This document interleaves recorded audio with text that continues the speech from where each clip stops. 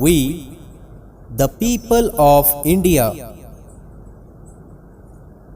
having solemnly resolved to constitute India into a sovereign, socialist, secular, democratic republic, and to secure to all its citizens justice, social, economic, and political liberty of thought, expression, belief, faith, and worship, equality of status and of opportunity, and to promote among them all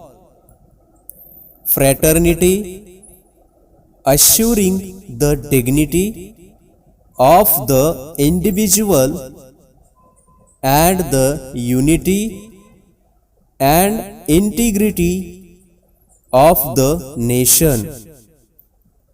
In our Constituent Assembly, this 26th day of November 1949, do hereby adopt, enact, and give to ourselves this Constitution. Jai Hind.